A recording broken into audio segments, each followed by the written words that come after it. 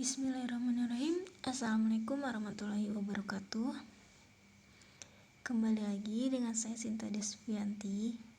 Setelah kita tadi membahas mengenai pengertian ilmu badi beserta ruang lingkup dan ruang lingkup pembahasannya, sekarang mari kita coba telaah satu persatu dari dua pembahasan ilmu badi yang ada. Yang pertama, al-muhasanat al-lafziyah, yaitu keindahan lafaz. Pada ruang lingkup yang pertama ini ada 3 bagian, yaitu jinas, iktibas atau kutipan, sajak atau sajak.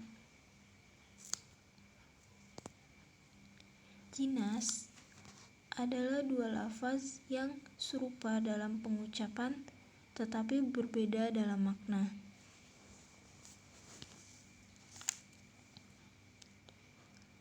Jinas terbagi menjadi 2, yaitu jinas tam dan jinas ghair tam.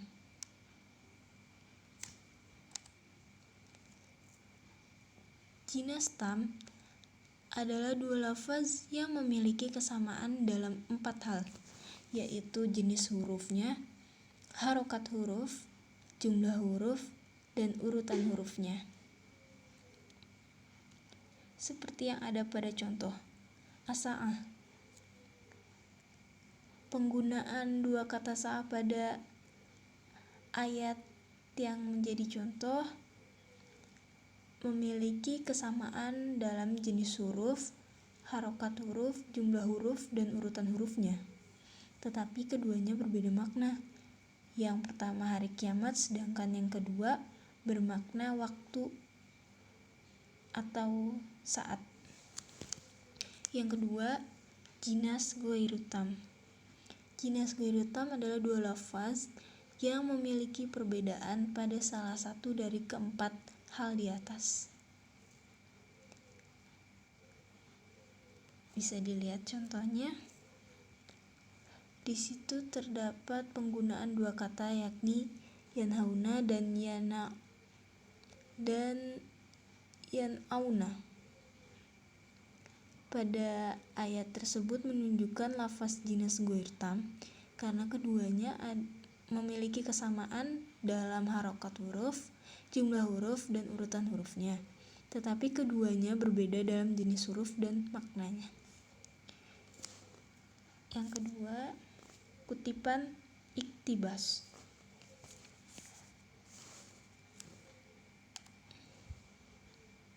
Iktibas adalah nasr atau syair yang mengandung sebagian dari Al-Quran atau hadis tanpa menunjukkan bahwa kandungan tersebut dari Al-Quran atau hadis. Hasil kutipan boleh sedikit diubah. Iktibas terbagi menjadi 2, yaitu muhawwal dan sabit al-ma'ani. Muhawwal yaitu kutipan yang diubah dari makna asalnya. Contohnya, sesungguhnya bila aku salah dalam memujimu, maka aku tidak salah dalam mencegah mencintaiku. Sungguh kamu telah menempatkan kebutuhanku di lembah yang tidak ada tumbuh-tumbuhannya.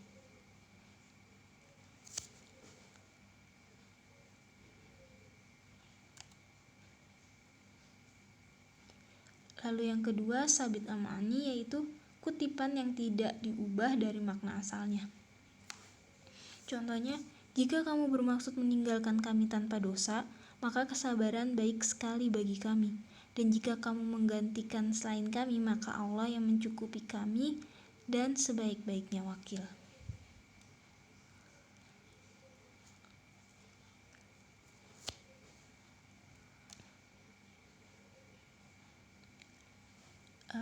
Lalu yang selanjutnya, sajak atau sajak. Sajak adalah kesamaan 2 fasilah atau kata terakhir mengenai huruf akhirnya. Dan yang paling baik adalah yang sama paragrafnya. Syarat sajak terbagi menjadi 3, yaitu yang pertama, sajak yang 2 akhir kata pada sajak itu berbeda dalam wazannya. tetapi sama dalam huruf akhirnya. Yang kedua,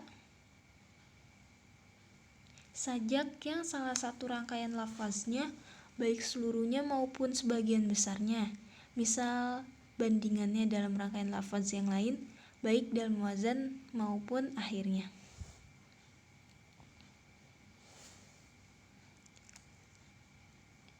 Dan yang ketiga,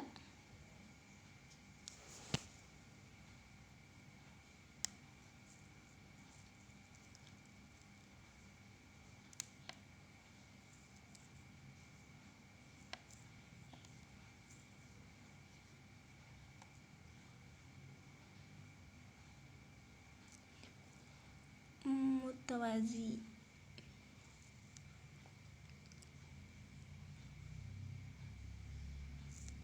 Adalah sajak yang persuaiannya hanya pada dua kata akhir saja. Lalu ruang lingkup yang kedua adalah muhasanats al-ma'nawiyah, yakni keindahan makna. Pada ruang lingkup yang kedua ini ada 7 macam.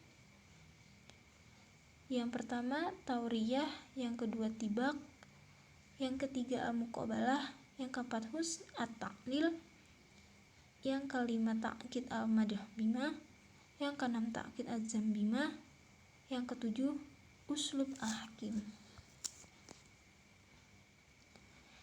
Baik, tauriyah ini pengertiannya adalah pembicara menyebutkan satu lafaz tunggal yang memiliki dua makna dekat dan jelas, tetapi makna tersebut tidak dimaksud dan makna jauh dan maya, tetapi makna itulah yang dimaksud.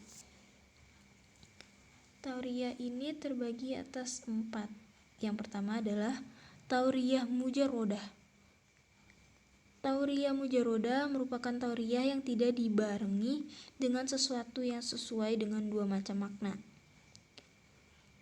Yang kedua, tauriyah murasyahah adalah tauriyah yang disertai ungkapan yang sesuai dengan makna dekat. Yang ketiga, tauriyah mubayyanah adalah tauriyah yang disertai ungkapan yang sesuai dengan makna jauh. Yang terakhir, tauriyah muhayyah adalah tauriyah yang hanya terwujud atau disiapkan melalui lafaz sebelumnya atau sesudahnya. Lalu selanjutnya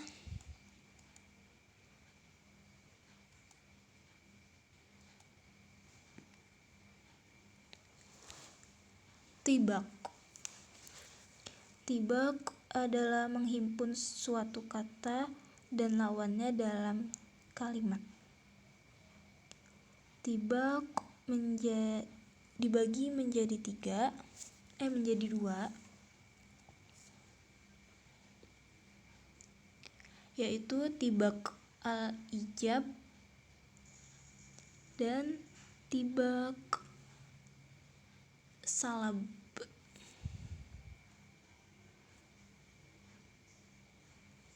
Tibak as-salab. Tibak al-ijab ini adalah kalimat di mana kata yang berlawanan makna itu tidak berbeda positif dan negatifnya. Contohnya, kemudian dia tidak akan mati di dalamnya dan tidak pula hidup. Jadi pada contoh di sini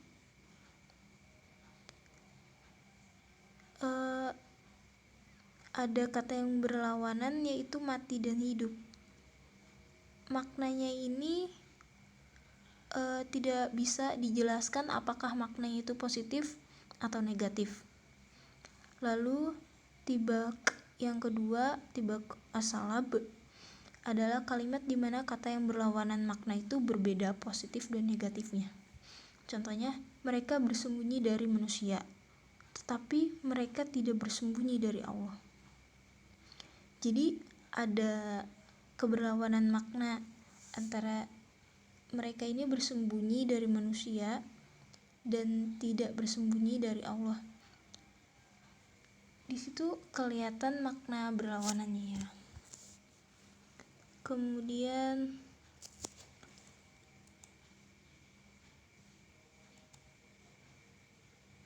al-muqabalah. Al-muqabalah adalah mendatangkan dua makna yang sesuai atau lebih, lalu didatangkan lawannya secara tertib. Contohnya, sesungguhnya kalian banyak ketika takut dan khawatir, dan kalian sedikit ketika tamak dan rakus.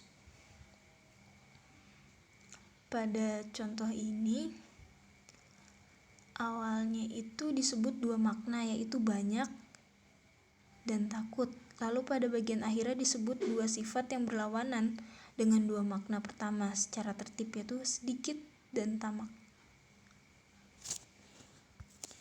Lanjut, Hasan at-ta'lil.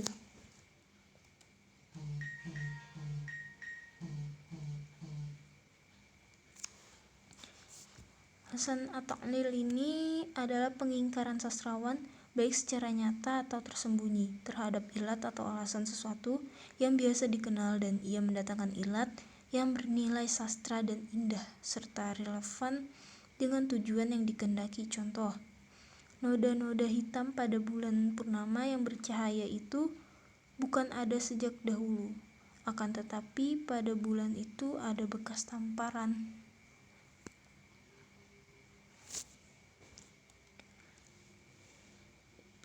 Dalam contoh ini, dalam syair ini, penyair membelokkan fenomena alam dengan ungkapan meratap dan berlebihan dengan menyatakan bahwa kesedihan terhadap orang yang diratapi mencakup banyak peristiwa alam.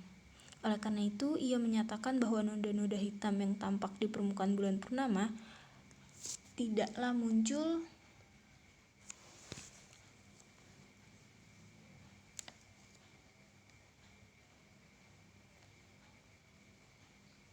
karena faktor alam, melainkan karena bekas tamparan oleh bulan itu sendiri, karena sedih ditinggalkan oleh orang yang diratapi itu. Selanjutnya, takkid al-madah bima adalah pengertiannya adalah menguatkan pujian dengan sesuatu yang menyerupai celaan. Takkid madah bima ini mempunyai dua jenis. Yang pertama, mengecualikan sifat pujian dari sifat jelek yang dinafikan. Contohnya, tidak ada cacat padanya, hanya saja mata tidak akan melihat orang yang serupa dia. Jadi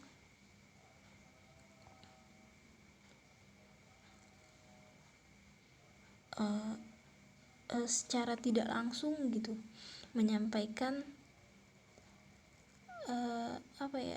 istilahnya tersirat gitu maknanya. Lalu yang kedua, menetapkan sifat pujian bagi sesuatu lalu diikuti dengan pengecualian yang mengandung pujian lagi.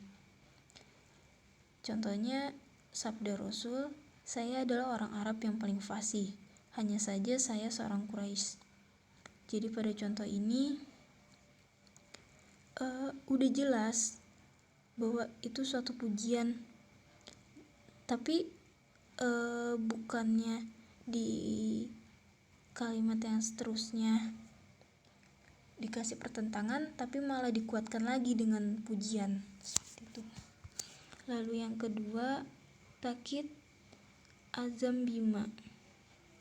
Takkid azam bima ini sebaliknya dari takkid al-madah bima, yaitu menguatkan celaan dengan sesuatu yang menyerupai pujian. Terdapat dua jenis juga, yaitu yang pertama, mengecualikan sifat celaan dari sifat pujian yang dinafikan. Contohnya, khutbah itu sama sekali tidak baik, hanya saja panjang tanpa faedah. Lalu yang kedua, menetapkan sifat celaan bagi sesuatu lalu diikuti dengan pengecualian yang mengandung celaan lagi. Contoh, dia adalah seorang mahasiswa yang bodoh, hanya saja dia malas. Dari contoh yang pertama,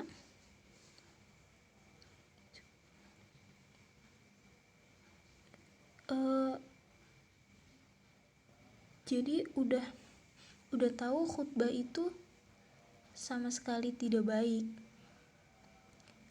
Lalu ditambah lagi penjelasan, khutbah itu panjang dan tanpa faedah. Jadi kayak inti dari khutbah itu sudah dijelaskan di awal kalimatnya, yaitu khutbah itu sama sekali tidak baik gitu. Lalu dijelaskan lagi pada kalimat selanjutnya, hanya saja panjang tanpa faedah. Untuk contoh yang kedua, dia adalah seorang mahasiswa yang bodoh, hanya saja dia malas.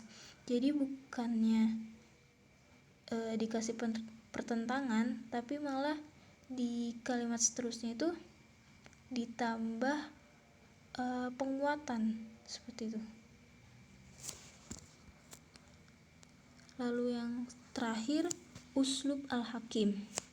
Uslub al-hakim ini adalah mukhotab atau orang kedua menerima perkataan yang tidak ditunggu-tunggu, baik karena membiarkan pertanyaannya dan menjawab pertanyaan yang tidak ia tanyakan, atau karena mengalihkan pembicaraannya kepada sesuatu yang tidak ia maksudkan, sebagai isyarat bahwa ia sebaiknya bertanya tentang persoalan tersebut, persoalan yang tidak ia tanyakan, atau menghendaki makna tersebut. Contohnya, mereka bertanya kepadamu tentang ruh. Katakanlah, masalah ruh adalah urusan Tuhanku, karena kamu diberi pengetahuan tentang ruh itu hanya sedikit saja. Baik, sekian penjelasan mengenai ruang lingkup dan pembahasannya dalam ilmu badi. Kurang lebihnya mohon maaf. Billahi taufiq wal hidayah. Wassalamualaikum warahmatullahi wabarakatuh.